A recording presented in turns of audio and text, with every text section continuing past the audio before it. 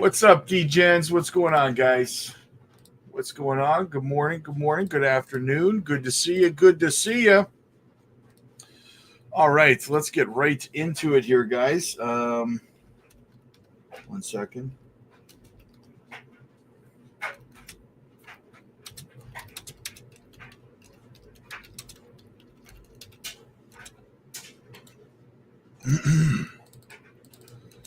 Still waiting for that next leg up, eh? Waiting for that next leg up on the altcoins. So JASMY here on the weekly time frame, looking like we're going to have a pretty good close today. All I care about right now is closing above 4 cents for major psychological level, guys. That's the one we wicked up to in like February-ish. And then we spent a whole time down here in this falling wedge pattern. So this nice breakout, close above 4 cents for, that's going to be bullish for continuation to the upside, in my opinion. So that's what I'll be looking for today on the weekly, which will be this evening. By the way, guys, I will be live streaming with Wes later tonight, 8 p.m. Central, for the weekly Onyx coin live stream as usual. So make sure you guys are here for that. So yeah, JASMY setting this higher low, continuing to kind of hover around that 4 cent 6, 4 cent 7 level. Another daily close up above 4 cents 4, once again, is what I'm looking for on the daily time frame as well. So very bullish there. Let's go have a look over at Bitcoin. What's Bitcoin doing? Well, on the weekly, so we're sitting at 99,500, which is going to be a good weekly close, guys. Any close above the resistance of 98,600 is going to be a bullish close, right? That was our level of resistance for the 2 weeks beforehand, and we broke through there. Let's close above there, guys, for more continuation to the upside on the weekly. Moving over to the daily time frame, what do we got? So again, we're just kind of ping-ponging right here. Seems like we want to stay right between 98,600 and $100,000. I'm fine ping-ponging there. Like I've told you guys multiple times, as long as we stay above 90,000, it's going to be bullish for altcoins, in my opinion. That's what I'll be looking for. Continuation of staying above $90,000. Altcoins will continue to rip. Let's go have a look at the Dixie and the Bitcoin dominance and see what's happening over there. All right, so the Dixie continues on its downward adventures, so that's good for Bitcoin. Very, very good there. The lower that goes, the higher Bitcoin's going to go, or the higher potential Bitcoin can go. Look at that. Beautiful. Beautiful on the Bitcoin dominance. It's really trying to hold some strong support levels, though. We're holding at 55.15 now, right? Right about here. Look at this. We need to collapse, man. If we really want to see altcoins start to rip, we need to see this fall below 50. 40% would be fantastic, right? That's what we want to see here. So that's what we continue to wait on. That's what we continue to wait on. 55.15% right now. If we go over to the let's go over to the altcoin index, sitting at an 80 right now. Sitting at an 80, still in altcoin season here on the altcoin season index. So something we will continue to watch. Where are we on the rainbow chart, guys? We haven't looked at the rainbow chart in a while. We're still in accumulation on the rainbow chart. So very interesting there. Very interesting. According to this, we should still be accumulating. Interesting. Let me know in the chat. Are you still accumulating crypto at this level? Let me know, guys. Let me know. All right, let's get into the news. Let's go look at the bubbles, guys. Just in case you're new here, listen, hit the like and subscribe to the channel. And also, guys, the way we do things here is we get through all the news first, and then we'll get into the chat, the second half of the stream. So if you have questions, comments, concerns, put them in the chat. I will get to them later. I'm not ignoring you. We just cover the news first, and then we'll cover the chat. All right, so Swiftcoin is having itself a fantastic day today. Look at that. up 23%. You love to see that on Swift. 1 cent one. I'm so excited, guys. Listen, we were having a discussion. We do group Zoom calls over on the Patreon, and we were having a discussion last night about Swift, and I'm super jacked up about it, man. I'm super excited. Swift is close to its all-time high here. If we go over, we'll go have a look over at Swift. They just introduced an AI GPT on their swap. So that is super exciting, guys. That just makes it 10 times easier to operate their swap, onboarding non-tech savvy retail investors, making it easier, right? So I love the all-chain bridge, guys. So right now we're at 1 cent 127, up 22.9% on the day. And look at the all-time high is only 2 cent 6. We're almost at the all-time high for Swift, guys. So Swift is getting ready to go into price discovery mode. And I mean, I could see this bad boy before the middle to end of January being over 10 cents. I'm super jacked up about that. A lot of our Patreon members and stuff are in on Swift. Probably a lot of our channel members as well. So I'm very excited about that, guys. Big things are coming for Swift Coin very, very, very, very quickly, right? Very quickly. Almost in blue sky territory, baby. So what else do we got? JASMY down 4.1%, 4 cents 690. The market cap still 2.27 billion, so that's good. The volume, I mean, it's down, it's up, but it's down. It's up because we're used to having like 50 million in volume, but lately we've had over 2 billion in volume, so it's down from that, right? And then yeah, I mean, I'm hoping to see this afternoon the bulls. I hope the bulls will step in this afternoon and start to push prices upwards for a good, strong weekly close. Because if they don't, well, then the bears are really going to drive us downwards, right? Because you know that the bears are going to be active this afternoon. If the bulls don't step up, we're going to get a dump. So we'll see what happens. But there's some good DCA opportunities out there, though. LCX is looking primed. Casper, AIOZ, GFAL, WAGMI, Jupiter, Aerodrome, fantastic projects, guys. Crow, can pick up Crow at 19 cents. That's a hell of a deal right there. So yeah, some good stuff popping. Some good stuff popping. Solana, a little bit of a correction, 234. So yeah, all right, let's get into some of the news here, guys. Let's get into some of the news. So first off, Microsoft could make history in 2 days as shareholders vote on whether to add Bitcoin to the balance sheets, a decision that could ripple across the corporate America. So I think that this is a shoe-in for me, guys, because listen, they're voting tomorrow on whether to put Bitcoin on their balance sheets like MicroStrategy, right? Now, you have to think that the shareholders at Microsoft are looking at the market cap of MicroStrategy over these last few years. From 2019, MicroStrategy's market cap was about $1 billion, right? Now it's over $100 billion because they've been putting Bitcoin on their balance sheets. So do you think that Microsoft shareholders are not sitting there right now going, yeah, we want that, right? Of course they're going to vote for the same thing. So they're going to vote tomorrow. I guess we'll find out the day after tomorrow what they voted, but this could be a huge catalyst, guys. This could be a huge catalyst, in my opinion. We'll see what happens. And as soon as we get an update on it, we'll definitely bring it to you. But all right, what do we got? Max Kaiser says, I'm raising my target for Bitcoin from 220,000 to 2.2 million. Crazy. I mean, not this bull run, obviously. I hope he doesn't mean that not this bull run, because it's not going that high this bull run, but it's still going to have a fantastic bull run nonetheless. All right, Michael Saylor, for the 5th week in a row, has posted Saylor's Bitcoin tracker.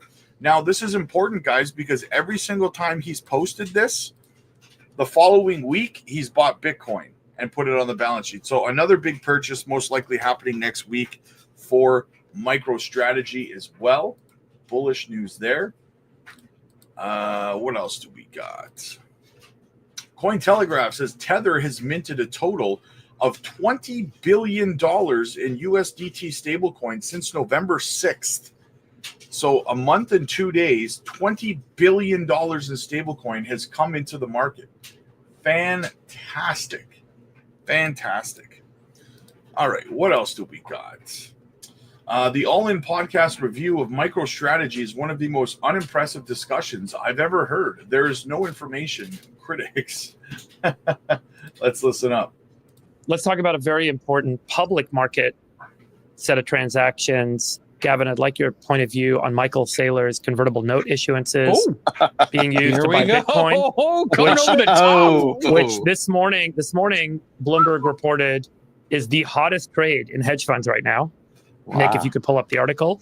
And then JCal, I know you've been an outspoken opinion setter on Michael Saylor's promotion of his securities actions. Would love your point of view, Gavin.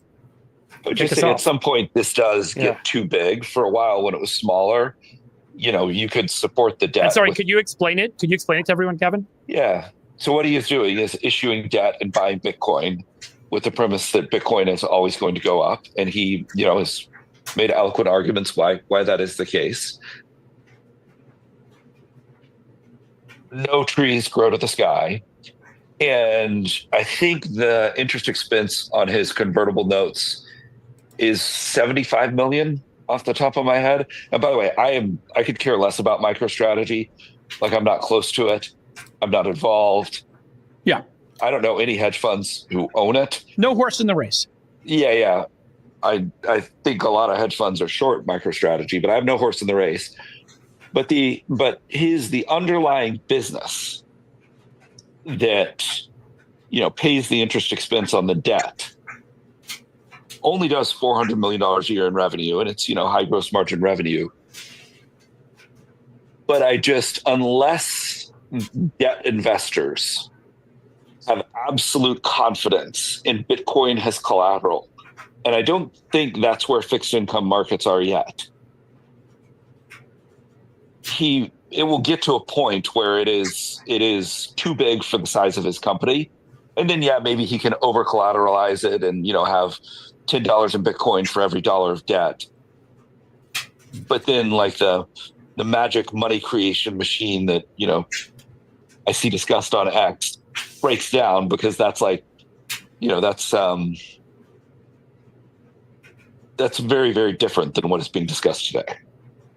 Joe, do you have a point of view? Because Joe's got to run, by the way. So, Joe, do you want to close us out with a point of view? Defense people down here in LA. Yeah. Listen, I am very bullish Bitcoin. I love all the energy for our society around it. I agree with what you said, Dave, that there needs to be some barriers for the public taking crazy risks. And I think the risks around how he's accessing this is actually very unusual. It does scare me a bit, and people need to do their research, and they shouldn't just throw money without studying it. It does scare me a little bit how blithely people are throwing money at this without knowing the kind of leverage he's taking, Yeah.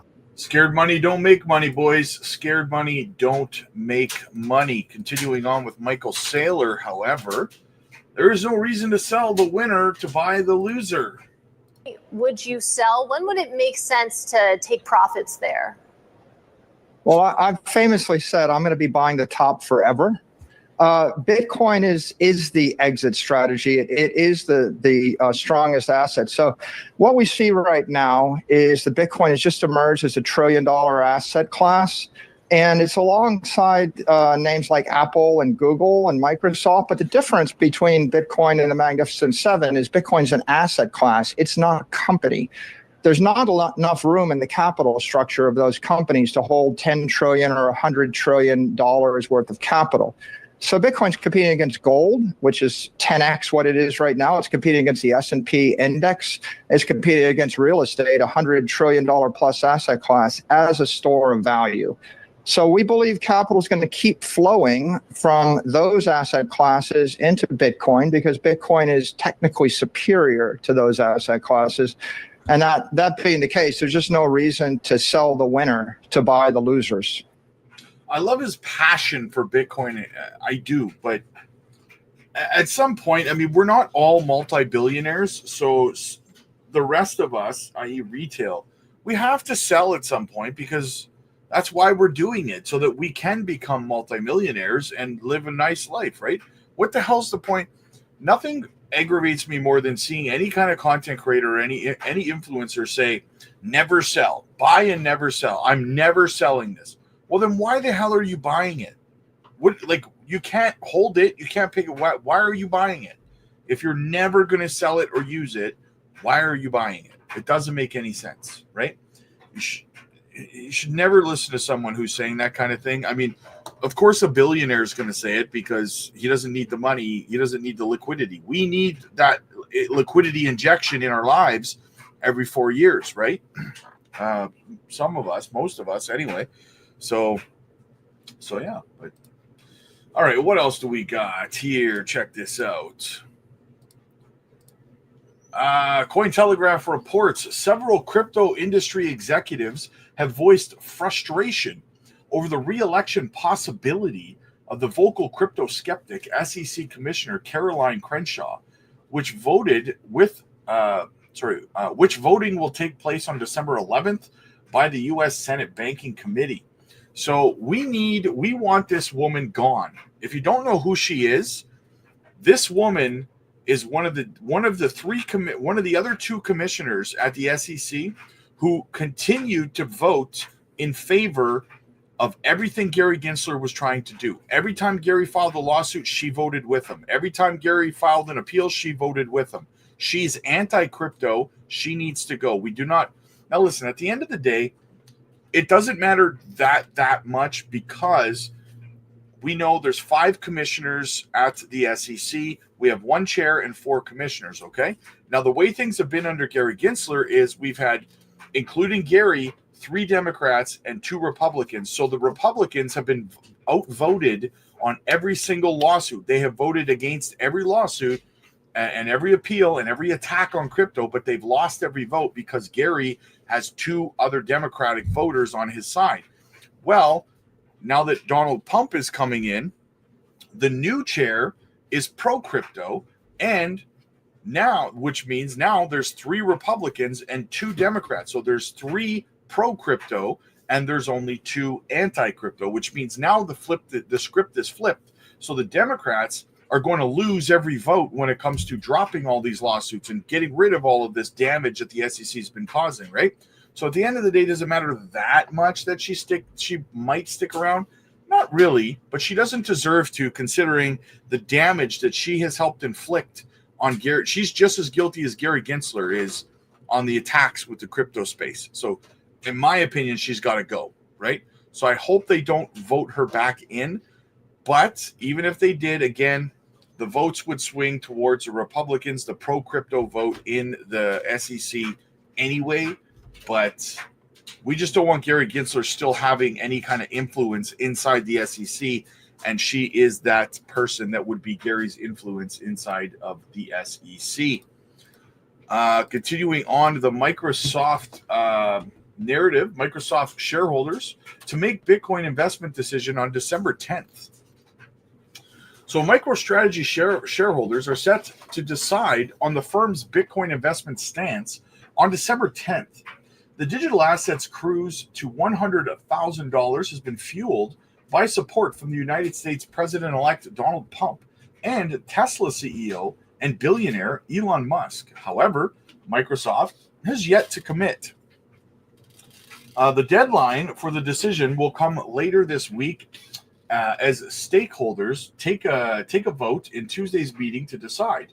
According to its filing with the SEC, Microsoft stakeholders will determine if it will add Bitcoin to its balance sheet. However, the board members are against the proposal, noting that the firm already has several assets it can invest in as part of the broader strategy, which includes Bitcoin. The final decision will be available after the meeting. Microsoft board did not commit to Bitcoin investment proposal. So Microsoft's Bitcoin proposal assessment of investing in Bitcoin was submitted to the National Center of Public Policy Research, a think tank that advocates for Bitcoin. According to this think tank, Bitcoin is the best hedge for individuals and entities against inflation. Despite the think tank's endorsement, the company's board of directors is not in line with adding the digital asset to its portfolio. According to them, the topic is a delicate one that is being carefully considered.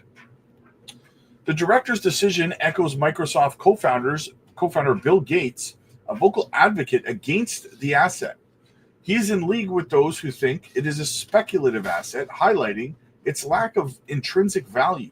However, the upcoming vote represents a fighting chance for a wider crypto market. A positive verdict could further enhance Bitcoin's reputation as an asset that appeals to individuals and traditional corporations. It will also underscore its growing role as a financial instrument among institutions. If Microsoft decides to reject the proposal, it could be making a public stance against the digital asset, whose popularity and price are at an all-time high levels. It would be choosing not to follow in the footsteps of MicroStrategy and other companies that have dipped their feet into the Bitcoin waters. MicroStrategy currently holds the largest Bitcoin cache of any corporation, totaling about 402,000 Bitcoin. The cache is valued at $40 billion, representing about 2% of the asset's total supply.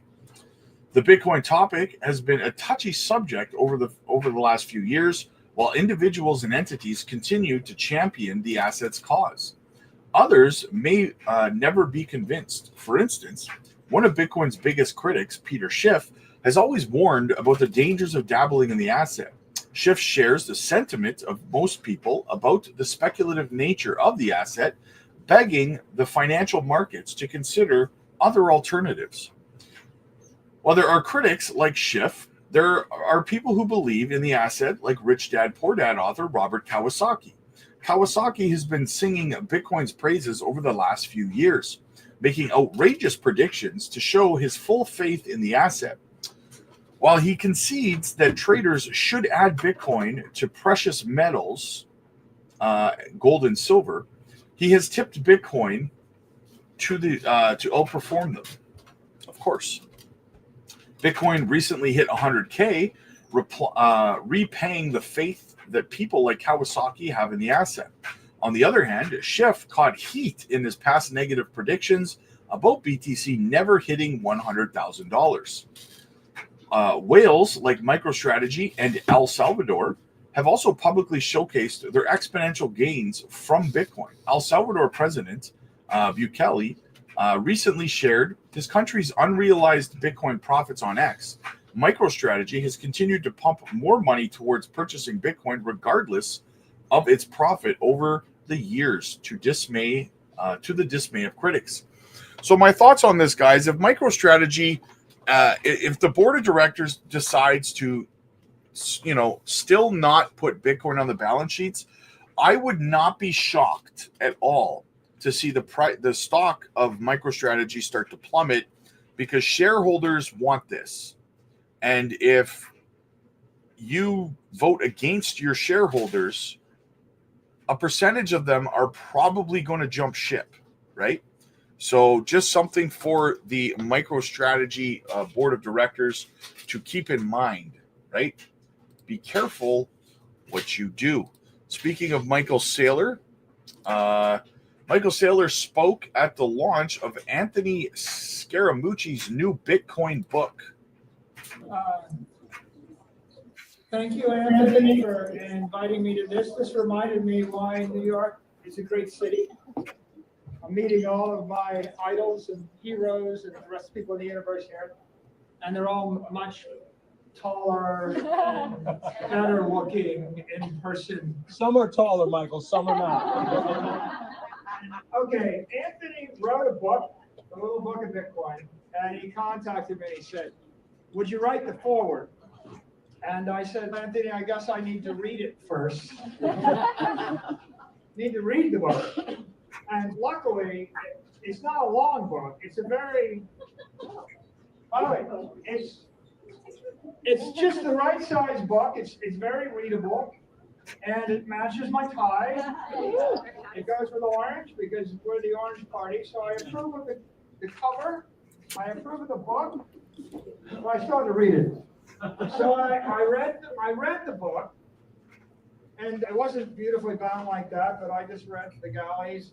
And then I started learning all about my friends. I read about Pete here. I got stories about Wences. I would recommend you should all read the book just because there's so many inside stories that, and I've been around all these people. I went all the way to Uruguay with this guy, and I didn't know these stories, but he got them somehow. So they're very good stories about Bitcoin. You really can't understand the entire Bitcoin ethos until you've got the backstories in the book. So it's a good book. I got to the end though, and in the end, after writing the entire book and explaining or explaining all the benefits of Bitcoin. This gets banned for me this moment. Waxing Philip, I'm like, okay, Anthony loves Bitcoin. He's devoted all of his time to Bitcoin. He's told me why it's great. He's told me about all the great, insanely brilliant people and their journey to Bitcoin. And he gets to the end and he says, and Bitcoin, that's why I recommend people considering allocating 1% to 2% of their portfolios to it. We did change that, by the way. Go ahead, keep going. Okay, so I got to the 1% to 2%. I found it wanting. And so I called him on the phone and I said, Anthony, do you have 49 other books in you? No, this is my book. Do you have 50 good ideas this good? He goes, no. So you've given people a 2% solution. What are they supposed to do with the other 98% of their money? And I said, Anthony, how much of your net worth is in Bitcoin? He goes, substantially more than 50%? Higher now, Michael. Higher now. Like, more than 50%. I said, so why are you telling everybody after if they got to the end of the book, why are you telling them only 2%? And I said, can you at least, I said, I'll write the foreword, but can you just at least add a little paragraph that says, there are certain Bitcoin maximalists like Michael Saylor who believe that an allocation of greater than 2%, 25%, 50%, even 75%, Greater than 100. some, I am at this,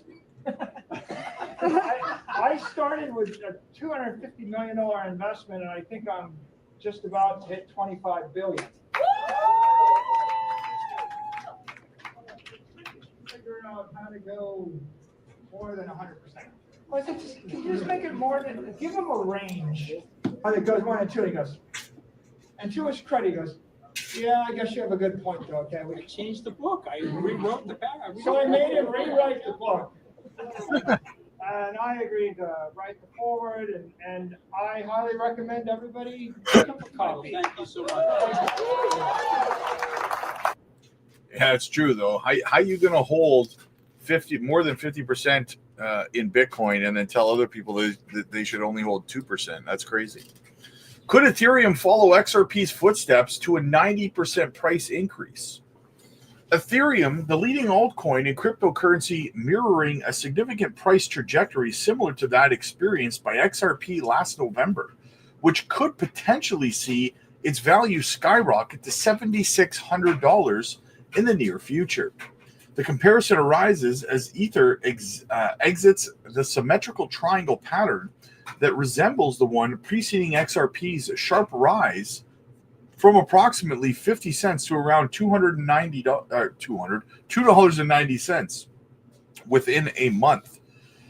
This comparison arises as Ether, during November, XRP broke out of the 6-year-long symmetrical triangle pattern, initiating a parabolic rally that pushed its price well beyond $2.94. The price point coincides with XRP's 1.618 Fibonacci retracement level, which acted as resistance as of November 7th. Ethereum is showing similar market movements in the week ending December 8th. It broke above the upper trend line of its 3-year symmetrical triangle pattern. If Ethereum emulates XRP's rapid price increase, it may reach the 1.618 Fibonacci retracement level, estimating a $7,636 level. This scenario could result in a 90% increase on Ethereum's price by December 2024 or January 2025. Currently, Ethereum's weekly relative strength index stands at 67, indicating potential for further price appreciation before it hits the overbought mark of 70. The RSI level is comparable to that observed before the notable rise in XRP's price. Furthermore, market analyst, venture founder, anticipates a significant impulse breakout for Ethereum in the coming months. Drawing parallels to Ethereum's 2016-2017 cycle, the analyst predicts a repeat of the explosive movement that previously drove ETH to record highs. Venture founder sets a price target for Ethereum at $15,937 by May of 2025, potentially elevating Ethereum's market cap above $1 trillion for the first time. For the bullish scenario to unfold, it is crucial for Ethereum to maintain $3,800 price level as a weekly support. Successfully holding this price will likely lead to a retest of the all-time high of $4,878 in the short term, which further increases possible thereafter. Amid these optimistic projections for Ethereum, there have been a noticeable rise in inflows into US-based spot Ethereum exchange-traded funds. That's true. We've been covering it here, guys. BlackRock has been scooping it up like crazy. As of December 6th, these funds manage approximately $1.42 billion in Ethereum, marking substantial increase of $123 million on November 22nd. Notably, these funds have seen consistent inflows, discontinuing the Thanksgiving holiday period, suggesting a robust investment interest in Ethereum. Ethereum is currently priced at $4,001.70, reflecting a slight gain of 0.04%. The recent breach of the $4,000 resistance level marks a significant bullish signal, supported by a golden cross on the daily chart. With the market cap of $482 billion and the 24-hour trading volume of 21.15 billion, Ethereum is showing strong momentum. Key support levels are around 3,800, while resistance lies at 4,200. So there you go. Those are the levels we will be watching. Ethereum right now sits at $3,989. So we will stay on top of that one as well. A little bit from the Algorand Foundation. We're in absolutely the early days. Stacey, how would you define its current state? I think we're. Yeah, that's working. I think we're in absolutely early days. When I think of the potential for Web3, I think of it in several different ways, but really I think of it as the opportunity for continuous finance. And, finance right now is quite lumpy. It can be lumpy in that, in the United States, the lowest amount you really can use, with cash is like a quarter, right? And a piece of art is very lumpy, and a building is very lumpy. And what Web3 enables you to do, what the blockchain enables you to do, is to make everything into a continuum. And if you think about the implications of that, they're pretty wild, right? Like, why would you have, cash is an asset, so is your share. A money market fund is also an asset. Why would you walk around carrying cash like ever that's not earning any kind of yield, which you could potentially pay for your, cheeseburger or your cup of coffee with a tiny little piece of, a securitized, tokenized money market fund? And as soon as you hand it over to the cashier, you're not earning yield on that anymore. The cashier is earning yield on it.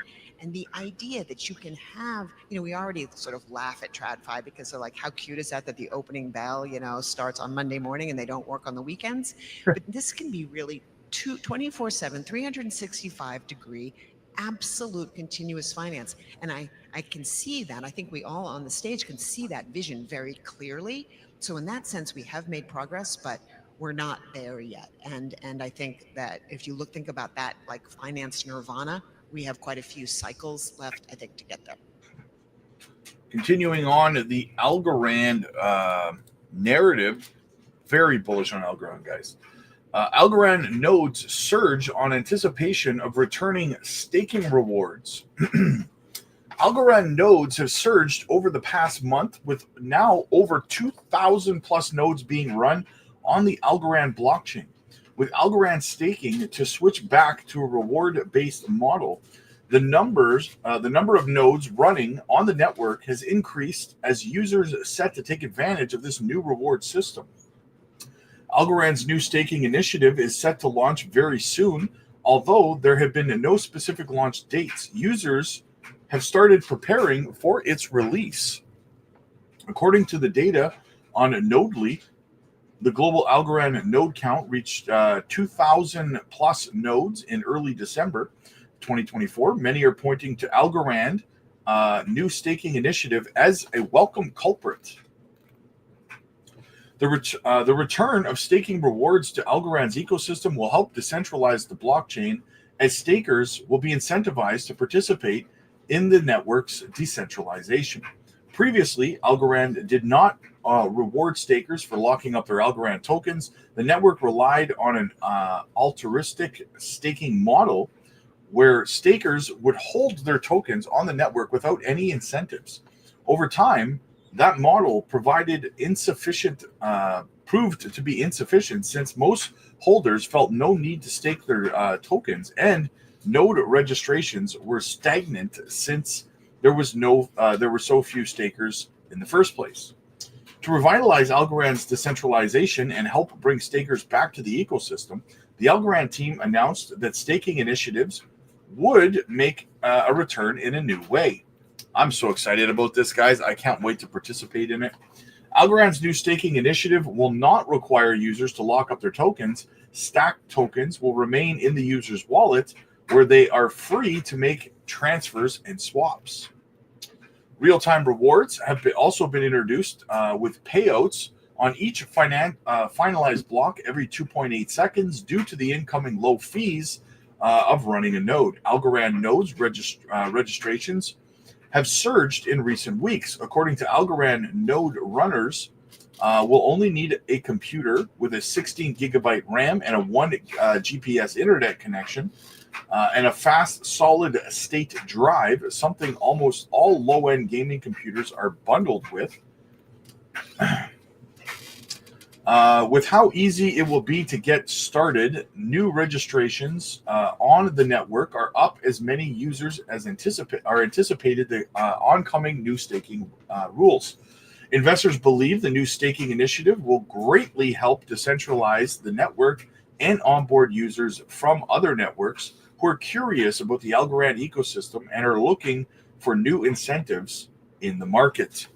Guys, just so you know, I will be doing a full comprehensive breakdown video on how to participate in node operations and DeFi staking on Algorand. And it's going to be exclusively for the Patreon members. So you're going to want to get over there, guys.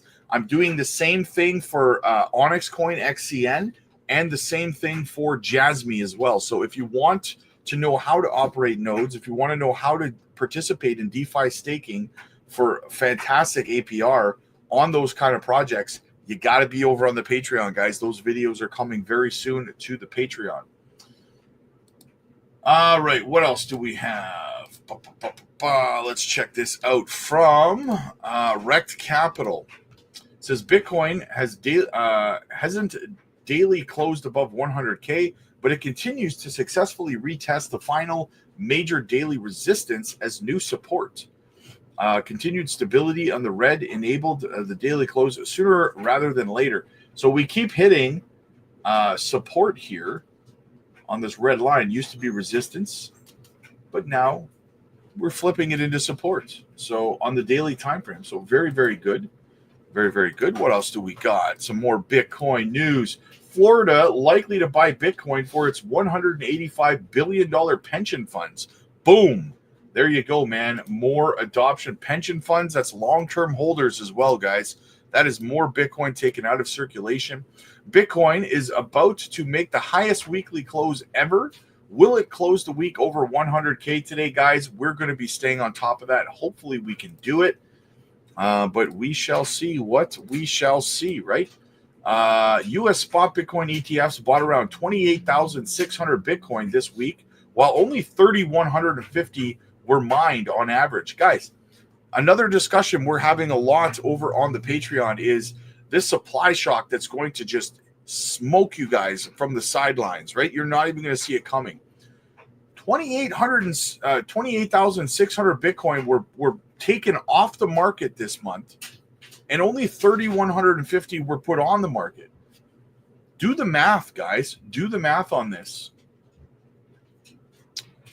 All right, what else do we got here over on Squawk Box? Tom Lee says Bitcoin is a treasury reserve asset, and it's going to $150,000 this year. Join us now on the markets. Tom Lee, head of research at Fundstrat Global Advisors, chief investment officer at Fundstrat Capital, and the list goes on and on. Andy's a CNBC contributor. First post-election appearance that we've had. You knew Trump was going to win. Well, not many people did. Yes, that's. I'll give you credit. Are you saying you didn't? Maybe you didn't say it in so many words, but you said it. Yes, I'd say that we were placing a lot more weight on what the betting markets were pointing to, and so and we, when we look at all the deltas, that's. And you saw it in the Trump trade, yes. And you saw it in Bitcoin, correct, and you saw it in sectors of the market that would benefit from. That's right. Presumably, but who knows from a Trump presidency? So 1,500 points out of the gate. More to come, or are we're already there? I think we need to respect this move. I mean, there was a tremendous rally post-election, and it continued yesterday.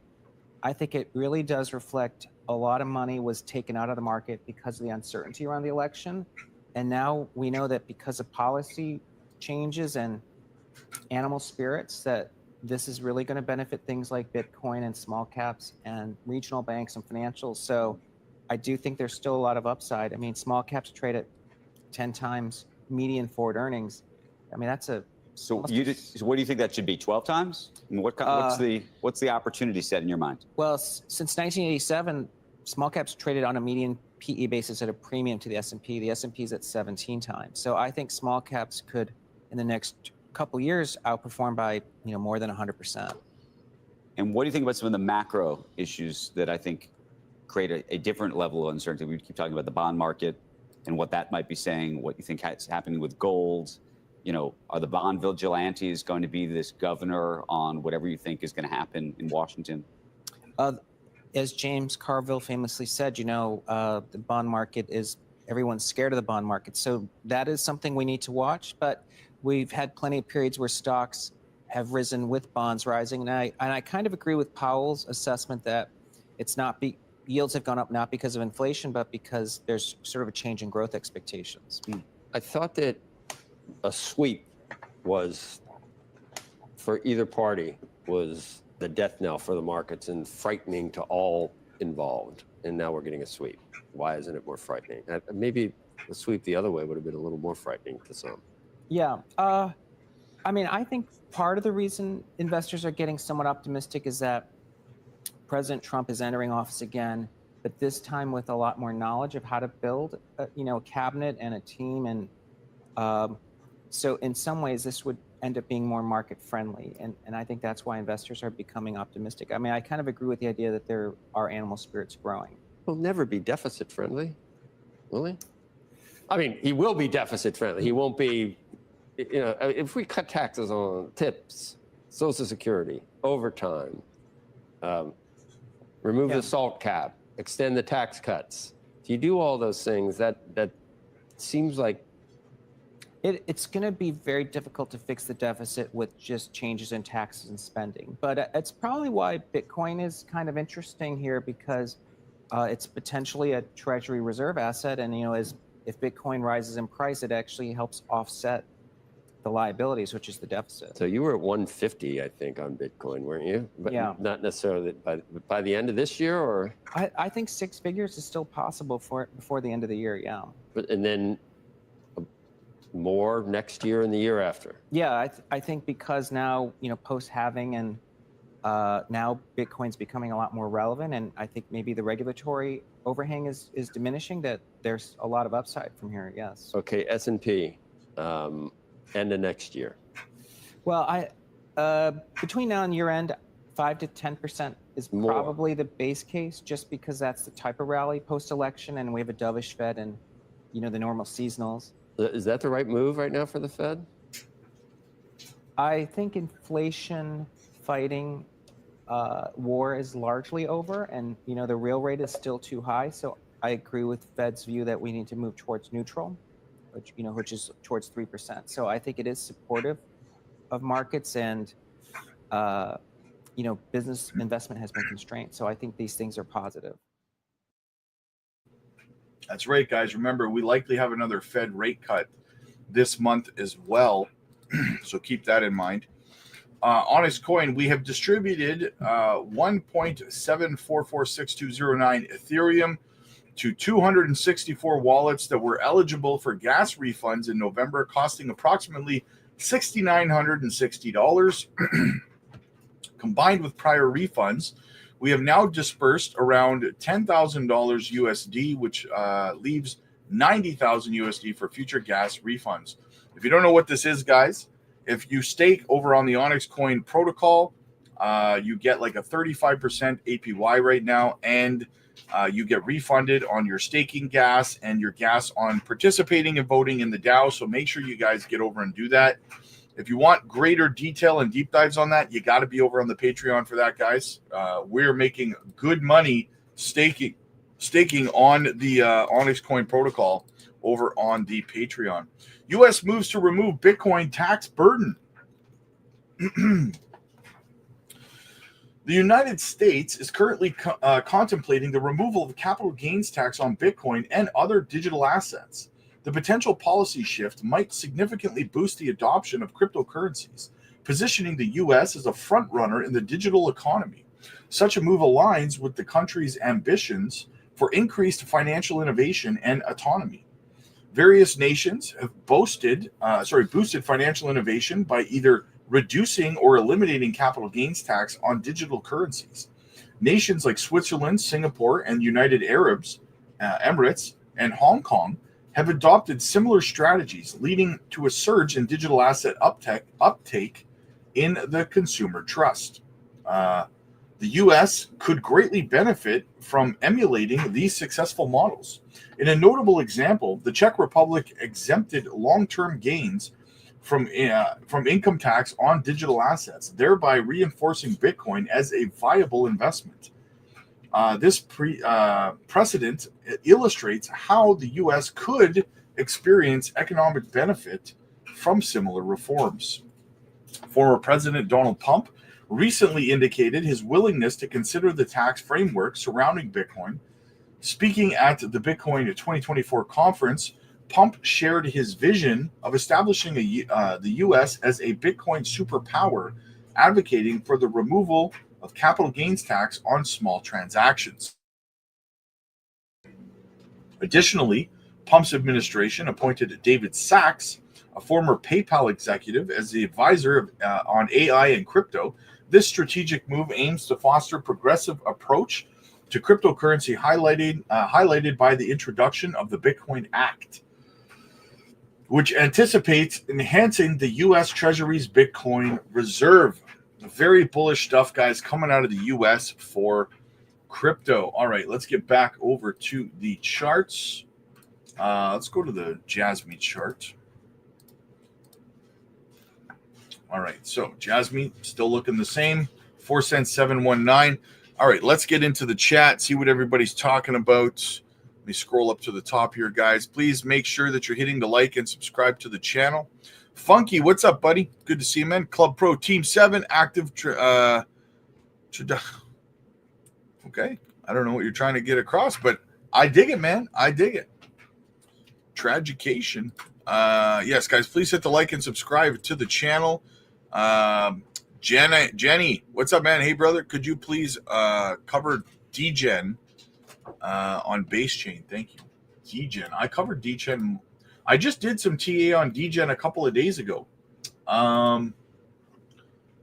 Yeah, DGen was getting ready to break out of I want to say a bull flag, if I remember correctly. Let me have a look at it here. Yeah, 2 cents on base. If we go over to the live charts.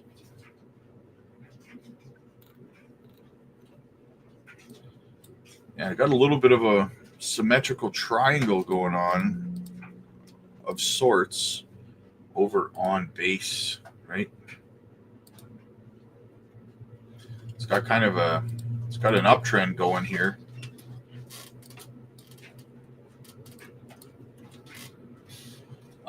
You know, the more I look at this though, the more this does kind of look like we're going to see a bit of a breakdown on it, right? These ascending channels, these ascending triangles, they usually break to the downside, man, right? So I wouldn't be surprised to see it break down on this now that I'm looking at it. Break to the downside, probably retest support, 2 cents even. Yeah, could be a DCA opportunity for you though. William, what's up, buddy? Good to see you, man. Good to see you. But by the way, that's just a 15-minute time frame. Let me actually go to higher time frames here and see what's going on. Similar, right? Very similar. We go like this on lower time frames. Yeah, I mean, probably going to see a bit of a breakdown on the hourly, on the 4 hour. What do we got on the 4 hour here? Yeah.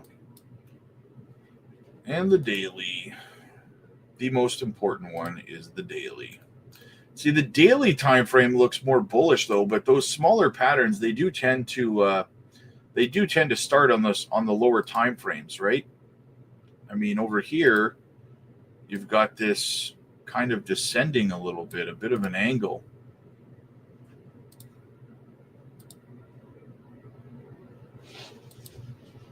Looks more bullish on the daily time frame, which is the most important one, right? I mean, the larger time frames are what you really want to focus on. But William, good to see you, buddy. Aaron's in the house. What's up? What's up? Jetpack, what's up, buddy? Good to see you, man.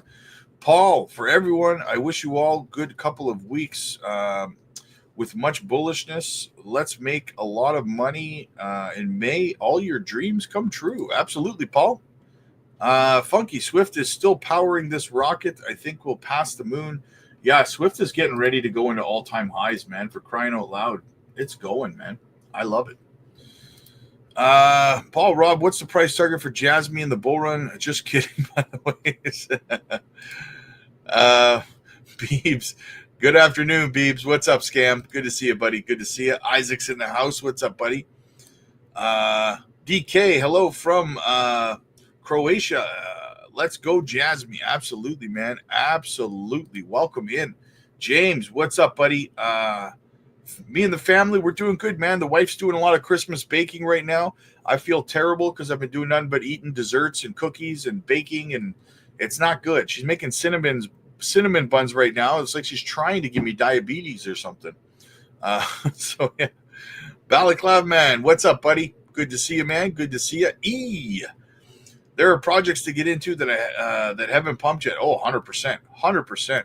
In fact, I just rolled some profits from one project for both my portfolio and my father-in-law's portfolios yesterday into a project, a blue chip project that had not pumped yet. Again, guys, you want to know my portfolio moves, get over to the Patreon. You're missing out on opportunities. Funky says, I started a new position on JASMY, Swift, and XCN are all green, buying the dips, looking forward to the pumps ahead, baby. Beebs, Rob, I know in the past you mentioned that back in the day you used to listen to All In Crypto. I saw TA. Yeah, I watched his video today too. 71 cents, right? Yeah. Yeah, I saw that. I'd be okay with that too. And that's perfect, right? A lot of people, it lines up with my comparison to Dogecoin from the last bull run, right? Because everyone thought that Doge was going to $1. Doge went to 72 cents and then crapped out. And I've been saying for a while now that JASMY could probably do the same thing. So yes, I am a viewer of All In Crypto. I like his stuff. I agree. Balaclava Man, hey Rob, do you have a Swift app you tried? I have not tried to use it yet. No, I have not tried to. Funky says, so expect a dip when he buys. All that, yeah, exactly. Michael Saylor is on a rampage. Yep, Bitcoin is the exit strategy. If you don't need the money, the only reason why you would keep something and never sell is leverage. Yeah, agreed. I mean, if you can borrow against it, right? Rob, you just want to say thank you for all you do for us. Hey, Balaclava Man, I appreciate you, buddy. I appreciate you, man. I really hope you get a lot more subs so you can help many more people. You deserve it compared to other channels. There are a lot that spread misinformation. Yes, I agree, man, and thank you so much. The channel's been growing quite a bit lately. Over this last month, it's been going pretty crazy, but at the same time, today it seems to be struggling a little bit. So definitely, guys, make sure you're hitting the like and subscribe to the channel. We do what we can to help, man. We do what we can to help. Dennis says, hey, Rob, what is the best stable coin out of US? I would go with USDC, man. Personally, I don't mind Tether, but the fact that they outright refuse to get an audit, that doesn't sit well with me. So, Funky says, yeah, he's the only one to earn my money for a membership fee. I appreciate that, Funky. I appreciate you, man.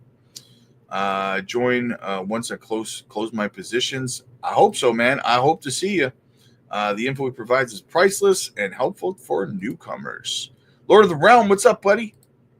Jetpack says, just owning Bitcoin and passing it down and you can leave legacy forever. Yeah, that's true too. BTC is the only one to hold forever. Take a loan and if you can take loans out against it, absolutely, right? That's absolutely one way you could do that. So Amazon shareholders call on its board to consider investing in Bitcoin. Wow, yeah, that's going to be big, man. That's going to be big. Still buying XCN. Nice. BTC and KASPA for me. Two great projects, man. Two great projects. KASPA is one of my top holdings. Desert Guy, all my JASMY for long hold 2026.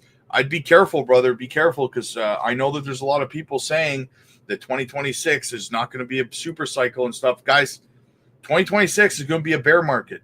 If you're going to plan on holding your projects into 2026, you're going to be doing a round trip to the next bull run. I promise you. I've been around a long time, right? Avoid short-term capital gains tax. Where do you guys buy JASMY? I mean, LBank, KuCoin, JASMY's listed just about everywhere. Holmes, what's up, buddy? Good to see you, man. Good to see you. Aaron, wow. Daza, you Rob, what's the crack? Nah, I got you this time, man. Just chilling, brother. Just chilling. What else do we got? Just got my staking ETH fees back. XCN always on time. This project is mint millionaires. Yes, absolutely, brother. Absolutely. Rob, what do you think of IQ? I don't know what IQ is, my friend. I never heard of it. Good afternoon, Rob. Hope you're having a good weekend. Still can't believe Brad will be on 60 Minutes tonight. Yeah, that's going to be pretty fun to watch. I'm looking forward to it. Do you think there will be no, I don't think it will affect the price one way or another, to be honest with you. I don't think so. Rob, another lazy and chill day. I always enjoy and appreciate your help. I appreciate you too, brother. I appreciate you too. Dominic, what's up, man? Good to see you. I'm doing good, man. I hope you're doing good too, brother. I hope you're doing good too. Can you look at Nucle AI? They partnered with FET. It's a low cap. Yeah, I do all my altcoin requests. There's a tab at the top of the chat, guys. If you have an altcoin request, that's where you enter your altcoin requests. Dominic, I got 735K XEN yesterday, man. I made a big decision, swap my meme. Nice. That's a good decision, man. I like it. I like it. I support it. Studio Tech in the house. Dennis is in the house. Marvels, what's up, man? How do you get on Patreon? Also, my question is, do you think it would be smart to sell a bit of JASMY, wait for the dip to buy more, or just hold? I don't swing trade my my JASMY, my long-term holds. So, I mean, I probably wouldn't, to be honest with you. But if you want to get into the Patreon, there's a link in the chat. There's also a link in the pinned comments, and I just put another link in the chat for you. And you can go ahead and get over to the Patreon that way, my friend. XCN, do you think XCN will 10 cents? I think it's possible. Yes. Yes, I do think it's possible. Yes, in the description, JASMY's the king. Been holding for 3 years now, so no rush to sell. Just trying to make a good decision. I personally wouldn't do that if it was me. Josh, thanks for the JASMY coverage, Rob. Looking forward to 2025. I got you, Josh. No problem, brother. JASMY scam. Nazir, he's just joking, man. It's a running joke we have here. We just call it a scam. Studio Tech, I'm late, Rob. Done my push-ups already. Nice. Junior, what's up, buddy? Hey, Rob, will you go with a traditional CD at 4.3%, or would you rather put your money in Coinbase USDC at 4.5? Well, you think it's just better off leave it traditional bank. I'm honestly, if I was going to leave money on any exchange, it would be Coinbase, probably. They are the custodians of like all of the ETFs for like, well, for everyone, for BlackRock, for Fidelity, for everybody, right? That's the exchange I see going insolvent least likely. So that's probably where I would end up going with it, to be honest with you. But me personally, I'll probably just see if I can stake it on my ledger or something like that so that I maintain custody, right?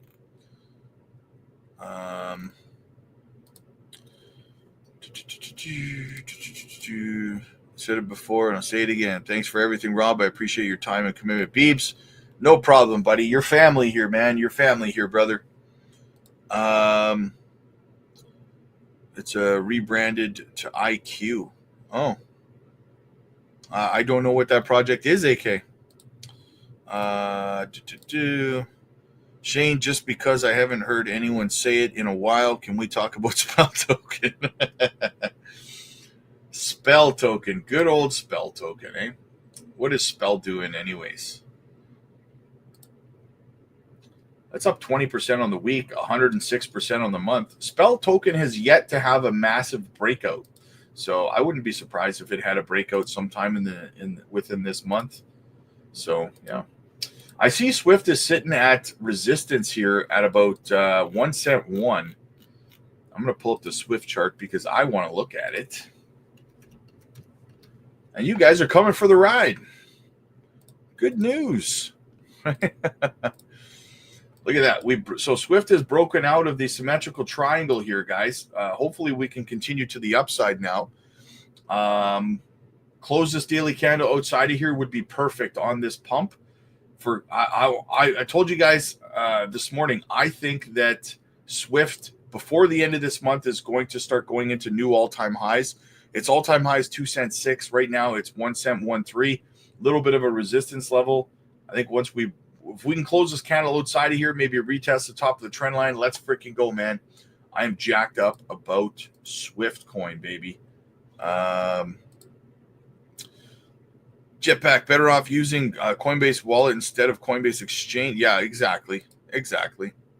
Remember to check your charge level on your wallets. Yes, that's important too, guys. That's important too.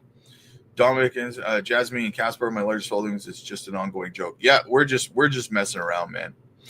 We're just messing around. All right, guys. So listen, click like if you like this stream. Click subscribe if you really liked it. Do me a favor, guys. Channel's struggling at 7,500 right now for some reason.